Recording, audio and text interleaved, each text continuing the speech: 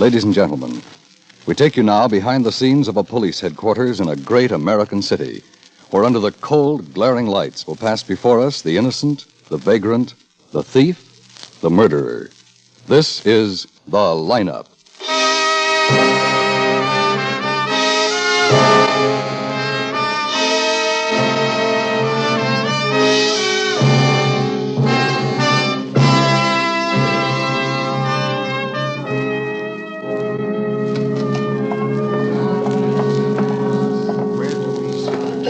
Place you want, Mr. Kramer. Suit yourself. All right. Well, what's wrong with right here? I sure won't need no ringside seat to peg that dame again. Where was she burned up? The minute she climbed in my cab, I got down. Well, she certainly wasn't mad when I saw her. She was scared stiff. Well, that was about 45 minutes later, Mr. Kramer, when she went in your drugstore. Yeah, plenty can happen in 45 minutes. May I have your attention, please?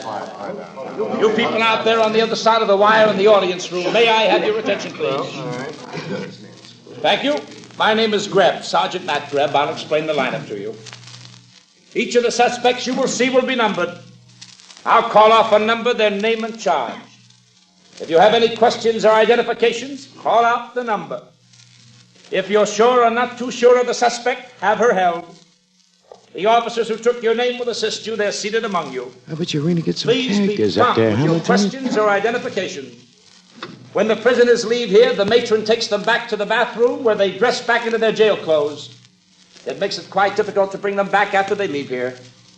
The questions I ask these suspects are merely to get a natural tone of voice, so do not pay too much attention to their answers as they often lie. Bring on the line. All right, girls, all right, this way. Move on over to the end of the stage. That's it. Now turn around and face front. Hands to your sides. You, hands to your sides. Now look straight ahead. Number 1, Georgina Kelso, theft. Ever been arrested before, Georgina? I've been arrested before. Where were you when the officer arrested you, Georgina? He was no officer. It was just a spot. What were you wearing when you tried to leave the store? A dress. What else? 3 other dresses underneath. Number 2, Colleen Hodges, assault. Where do you live? That's a good question. Where did you used to live, Colleen? 414 Front Street, 3rd floor. Why did you beat up your landlady? We didn't get along. Number 3, Margaret Kenline, open charge. How long have you been in town, Margaret? About 8 years. Where are you from? That's her, Lieutenant. That's the Denver, Colorado. What do you say, Mr. Have you Kramer? ever been It's arrested the girl, before, all right, Margaret? no doubt about it. Sergeant Graham. Yes, Lieutenant. Hold number 3 for interrogation.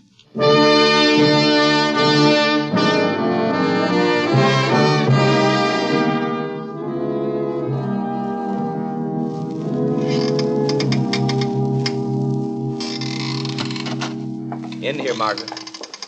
Say, Ben, I'll be down in communications if you want me. We're letting a couple of them go. Nobody identified them. Okay? Yeah, sure. Oh, here. Here's those cigarettes you wanted. Oh, thanks, man. Well, sit down, Miss Kenline. Thank you. I'm Lieutenant Ben Guthrie. Would you like one of these? Thanks. Now, Miss Kenline, how long were you engaged to Larry Zimmerman? Lieutenant Guthrie, about 4 months. 4 months. The cab driver who took you to Zimmerman's place at 5 this afternoon said you were angry. I was. At Zimmerman? Yes. I guess it's an old story until it happens to you. I found out this afternoon that Larry had been seeing another woman. It had been going on for weeks, right under my nose. I was humiliated and hurt. Well, when I found out, I went to his apartment to really read him off good. Mm-hmm. Now, who is this other woman? You know her? Her name is Edith Dooka. Lieutenant Guthrie, I didn't kill Larry. I didn't do it. You have a business here in town, haven't you, Miss Kenline?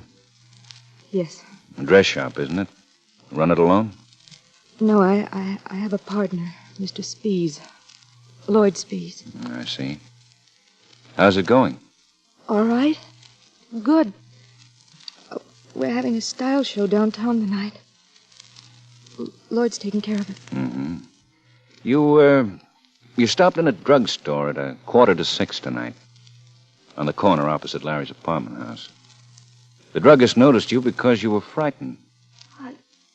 I explained that once. Well, explain it to me, please. Larry's apartment was unlocked. I went in and found him in the bedroom. He'd been stabbed. But why did that take you 45 minutes? I don't know. I didn't realize it did. I was dazed, I guess. I should think you would have been. By the way, who is Riffkin? Riffkin? I don't know. Mm-hmm.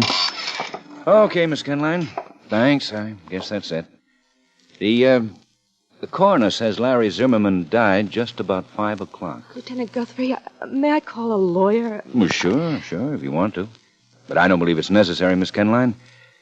I think we're going to turn you loose.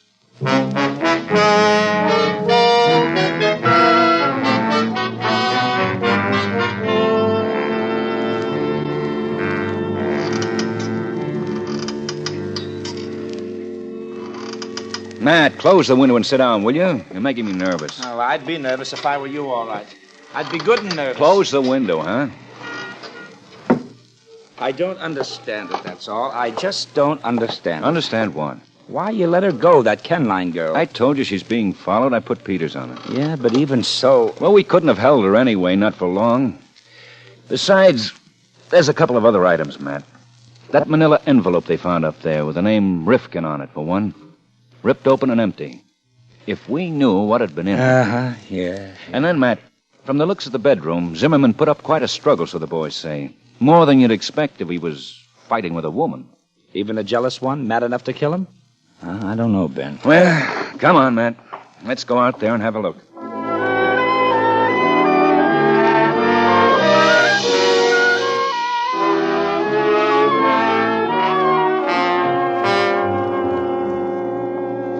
No, fellas, don't move that, please. No, that's all right. Evening, Lieutenant. Hi, sir. Hello, Becker. How goes it, Becker? Oh, okay. That wagon just left. Must be about cleaned up. Sergeant Mayall's inside there. Thanks. Let me have some more of that dust. Come on, man. Yeah, thank you, boy. Don't touch it. Mayall. Oh, hiya, Ben, Matt. Hi. We're just about through. Nothing much. Everything in the place is loaded with prints. Uh-huh. Except the handle of the knife. Where's the bedroom? That door there. Over the way, Ben, here's something. An earring. Where'd this come from? Yeah, it was tangled up in the rug under the body. Oh, let's see it. I'm not much of a jeweler, but I can recognize the real thing, and that's it, all right, a topaz. Huh. Pay the rent for a few months. You say you found this earring in the rug under the body? Excuse me, sir, but Sergeant Mayall, that guy's back again. That Huh? same guy in the gray Homburg hat. He just went past down the hall. What guy is this? Oh, some character that's been kind of hanging around for the last half hour. I guess Never mind, Mayall. We'll talk to him. Where'd you go, Becker? Down the hall to your left there, Lieutenant. There's a lounge down that way. All right. That's right. Better get another one from right here, if you will. I'll take it from here. That's good. Over here now. That must be the guy there, Ben. Yeah. Well, good evening. Oh, how are you? Do you live here in the building? No. We're from the police department. I'm Lieutenant Guthrie. This is Sergeant Greb. Oh, how do you do? You waiting for someone, Mr. Riffkin? I have to give you credit, Lieutenant. Well, that initial on your tie bar helped. There's been some trouble down the hall, Mr. Zimmerman's apartment. Yeah, so I noticed. You seem pretty interested in it, Mr. Riffkin. Well, you had my name, Sergeant, so maybe you know why I'm interested. No, we don't. Why are you? Zimmerman owed me some money, Lieutenant. I expected to be paid tonight, close to $25,000. That's quite a debt. And it was my money in the first place. No profit. I don't follow you. He was a broker, investments. I placed that money with him to be invested. Then I found out he was trimmed on his last deal. He took an awful beating. I told him I was pulling my money out before it went, too. Told him that this morning on the phone. He didn't like it, but he said he'd have it for me tonight. Zimmerman's been murdered. I guess you figured that. Yes, but how did you get my name? Do you mind? No.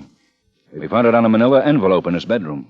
Oh, and the money? Well, what about the envelope had been opened. It was empty. What?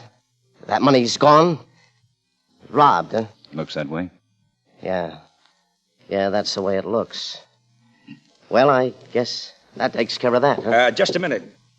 Where do you live, Mr. Riffkin? We may want to get in touch with you. Oh, sure, I hope so. The Beekman Plaza, room 220. The first name's Walter. Room 220. Okay. Well, smoke then? Uh-huh, thanks. You've got to get back for the lineup, don't you, man? Well, pretty soon. You coming? No. Let me have that earring, Matt. Yeah. I'm going to look up a lady.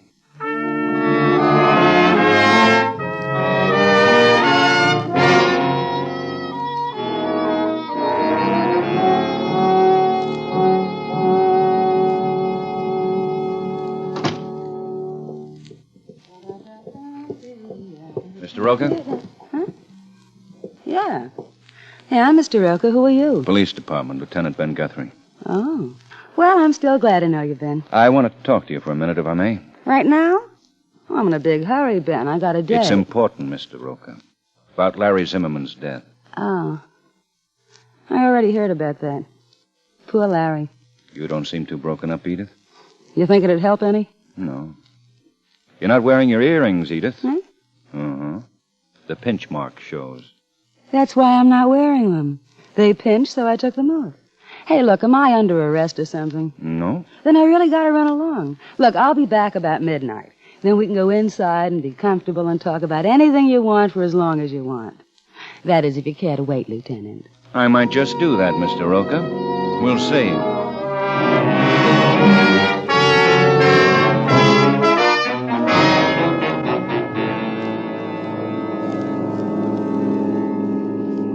That dress shop on the corner must be the one. Yeah. How come the lights are still on? Well, they had a style show. Spees, the partner, ran it. Stop here, Becker. Yes, sir. And... wait in the car for us. Come on, man. Right.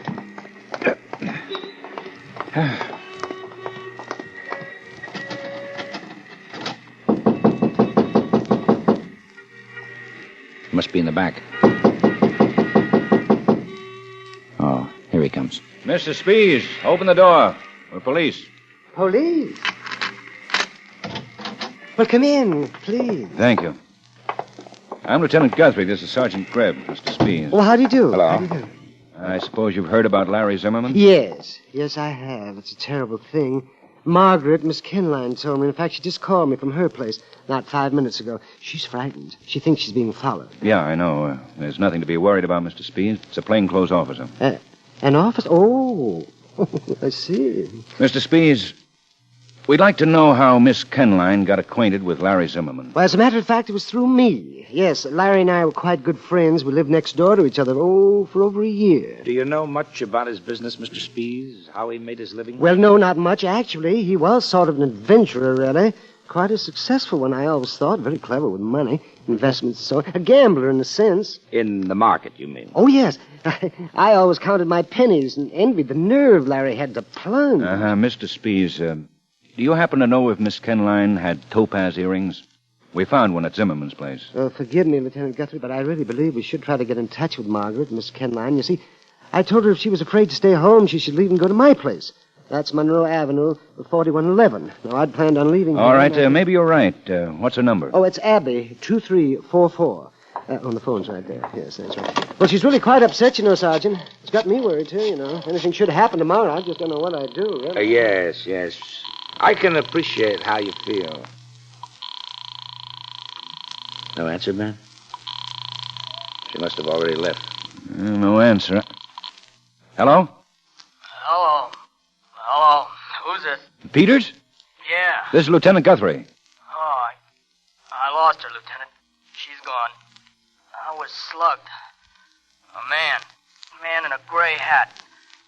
A Homburg.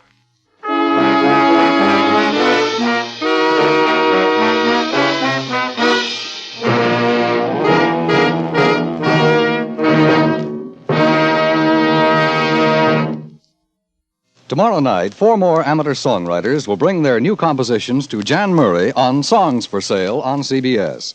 And one will have his song chosen for nationwide publication and plugging.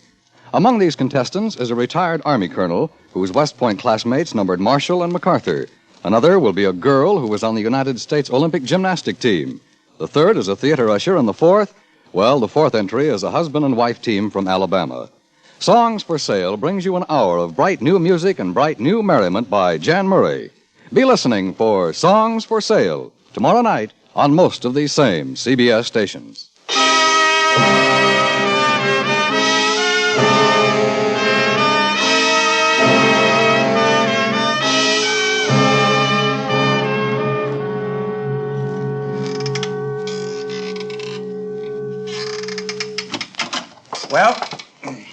phony, all right, Ben.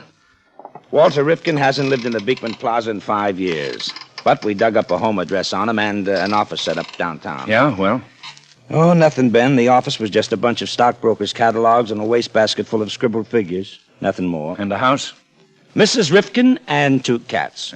Says she hasn't seen husband Walter in a week, and I don't think she cares if she ever sees him. Well, how'd you make out? Riffkin's never been arrested. There's not a line on him in the files. So? So I'm stupid. Now, easy. I should have played it your way, Matt.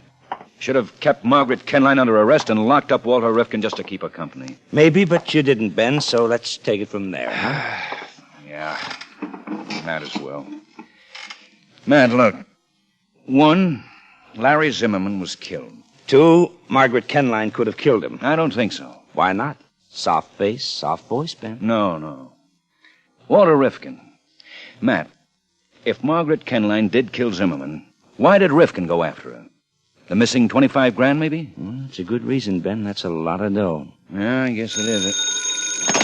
Hello. Who? Oh, yeah, put him on, Sergeant. Manny Pomeroy, Matt. This'll cost us a little, but it might be worth it. I talked to him about Riffkin earlier tonight. Yeah, hello, Manny. Oh, fine, thanks. Yeah? Well, what did you find out? Uh-huh. Oh, yeah, sure, it can be important. A blonde, huh? Edith somebody? Edith, you sure?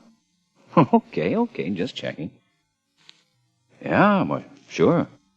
Sure, it's a help, Manny, sure. Well, come around in the morning, will you? Yeah, so long.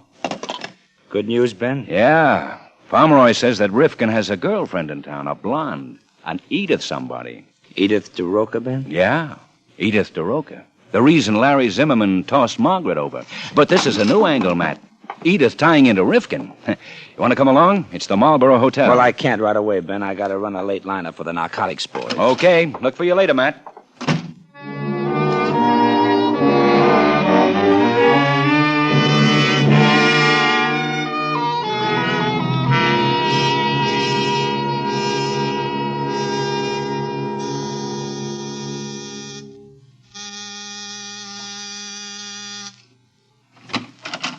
Oh, you again. Hey, I thought you guys worked in shifts. I'd like to talk to you, Mr. Roca. I'm too tired. I still got to put my hair up. Mr. Roca, were you at Walter Riffkin's apartment tonight? Since I saw you, I mean. No. You sure? I'm positive. You weren't in the neighborhood? I wasn't within a mile of the neighborhood. One of my men says different. Then tell him to ask for a pension. He's going blind. Now look, Mr. Roca. You look, Mr. Cop. When I left here, I went to the Broadmoor Bar and Grill. I never moved out of it until I came back here. And just in case you don't get around much, the Broadmoor is on Lancaster and East 39th, a couple of fat miles from East 60th and Chelsea. Know anything else, Ben? If so, get a warrant and arrest me, huh? I'm very tired.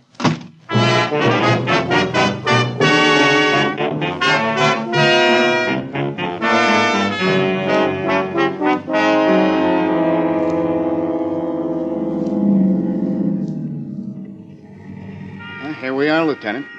The next corner is 60th and Chelsea. A garage, a vacant lot, a duplex, and an apartment house.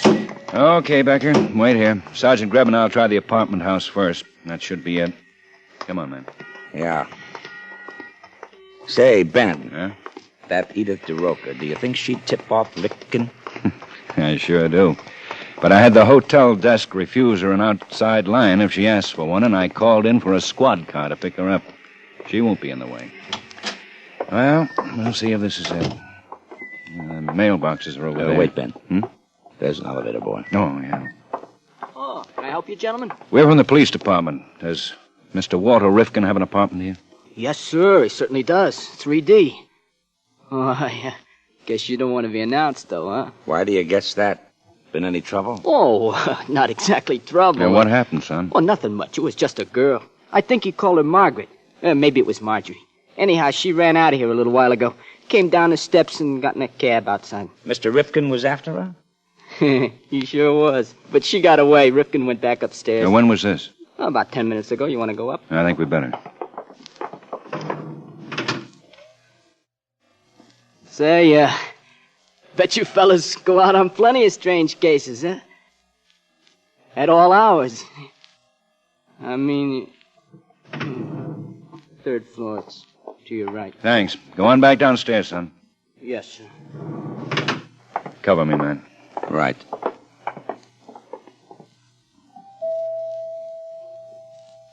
Who is it? The police, Mr. Riffkin. Lieutenant Guthrie. Well, Lieutenant, what brings you here? Mr. Roca was very helpful, Mr. Riffkin. Edith. She said she didn't want to be mixed up in a murder, Mr. Riffkin. May we come in? Why, sure, why not? I've nothing to hide. Come in, gentlemen. Living room straight ahead. This is far enough, Mr. Riffkin. What? The lieutenant means that pocketbook on the table there. Oh, that. Well, it's... Don't waste a lot of time, Mr. Riffkin. The pocketbook isn't that important. We know what happened. The elevator boy told us about Margaret Kenline running out of here. The police officer you sapped at Miss Kenline's apartment got a good look at you first. Now, look, Lieutenant, what I told you before was the truth. Not all of it. You didn't tell us about Edith Dooka being your girlfriend. How does she fit in? Well, we were working together. I wanted Larry Zimmerman's files, his contacts, names, and numbers. I wanted the inside track that he had. I'd know what to do with it. Getting all that was Edith's job. What about Margaret Kenline? Why did you bring her up here? Because I think she killed Zimmerman, and whoever killed Zimmerman must have gotten the money that was supposed to be returned to me. Did you find it on her? No, she got away from me before I could search her. You've looked through her purse there? Looked through 10 times. It's not there. But what is there, Lieutenant, convinced me.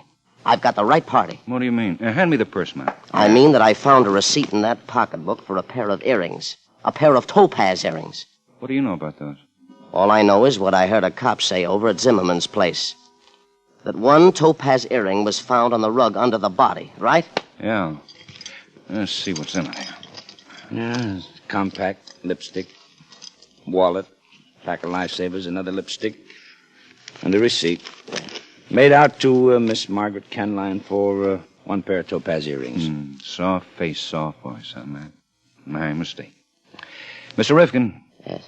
Does Margaret Kenline know that you've seen this receipt? No, I didn't go through her stuff until after she ran. Good. Maybe she didn't run too far then. Yeah, her partner's place, Lloyd Spees, Monroe Avenue, 4111. Say, if you find her and she still has my money, I'll get it? Probably, Mr. Riffkin. But exactly what you'll do with it for a while, I don't know. What do you mean? The lieutenant means that you're under arrest for assaulting an officer, among other things. Oh, Ben, do you want to have a second look at any of this stuff? No, I don't think so. Receipt's enough for me, Matt. I'm so... Hey, Matt. Look at this.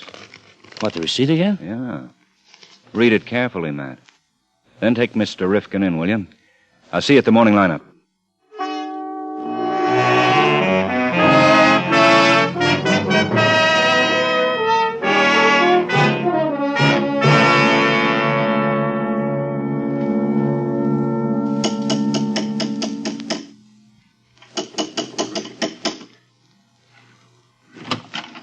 Why, Lieutenant Guthrie, I didn't expect to see you again tonight. Well, come in. Thanks. Mr. Spees, has Margaret been here? Why, no, she had... Well, not tonight. I mean, you care for a drink, Lieutenant? Spees. Yes, Lieutenant? She was here, wasn't she? Oh, no, she... Oh, well, what difference does it make? Yes, she was here about 20 minutes ago. She killed Larry, Lieutenant. She said that? Yes, when I mentioned the earring that you said was found in Zimmerman's apartment, she stopped trying to hide things. She admitted everything. It wasn't very nice to hear. Jealousy was her motive, huh? I'll take that drink now, Mr. Spees. Yes, it was jealousy, Lieutenant. Uh-huh. And when she left, she give you any idea where she was heading? No, she didn't, Lieutenant. No place at all is what she said when I asked her. What are you looking for, Lieutenant? No place at all could be suicide, Spees. I know, but she's a murderess, Lieutenant. I didn't try to stop her. Should I have? Could you have? Stopped her? Stopped her? And turned her over to me? Could you have done that, Spees? Well, of course, I suppose so. Why not, Lieutenant? For one good reason. Your life, Spees. You see, I think you murdered Larry Zimmerman. Me? Oh, no. It was Margaret. I told you that. Yes, I know, but I don't believe you. I even think Margaret's still here, someplace in this house. You haven't had time to take her no place at all. Yes, but the earrings, aren't they important? Don't they count? Sure they do, sure. More than anything else. More than you know. I have the receipt for those earrings. Yes, a receipt made out to Margaret, is that right? Right, to Margaret. For a pair of topaz earrings, which she rented. Rented? Mm-hmm. For one of the models in tonight's fashion show, no doubt. The fashion show, Spees, that you ran because Margaret wasn't going and you were.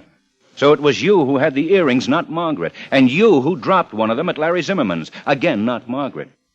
Now, where is she, Spees? I don't know. She isn't here, I told her. But stay away from that door. Is she in the bedroom? Is she in the bedroom? Yes.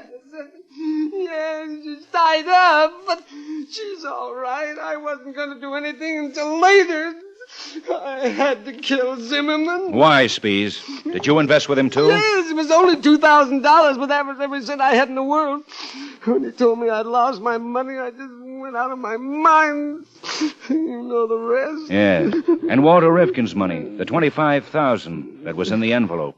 You have it? Yes, it's inside, Lieutenant. Oh, I wish I'd never met Larry Zimmerman. Oh, I wish I'd never heard of him.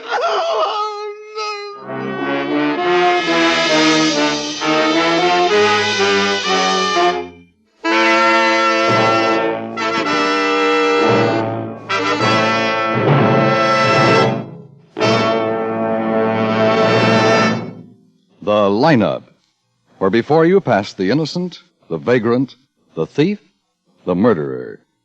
Listen again next week when we again bring you The Lineup. May I have your attention, please? You people out there on the other side of the wire in the audience room, may I have your attention, please? Thank you. My name is Greb, Sergeant Matt Greb. I'll explain the lineup to you. Each of the suspects you will see will be numbered. I'll call off a number, their name and charge. If you have any questions or identifications, call out the number. If you're sure or not too sure of the suspect, have it now. An officer who gives your name The Lineup, starring William Johnstone as Lieutenant Ben Guthrie and Wally Mayer as Sergeant Matt Greb, was written by Gene Levitt and Robert Mitchell, with music by Eddie Dunstetter. Featured in tonight's cast were John Stevenson, Ken Christie, Gene Bates, Irene Winston, Sidney Miller, Howard McNear, and Eddie Firestone. The Lineup is produced and directed by Jaime Del Valle.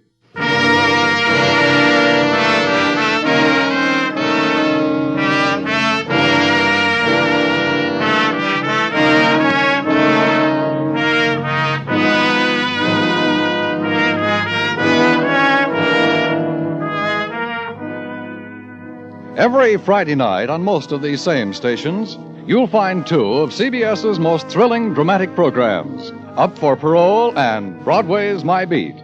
Up for Parole brings you hard-hitting, factual stories of men and women behind bars who are seeking another chance to live in human society.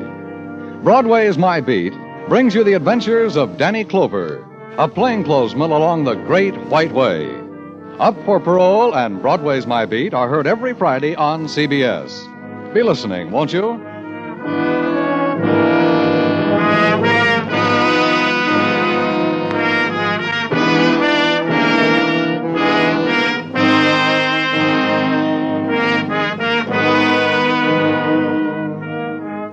This is CBS, the Star's address, the Columbia Broadcasting System.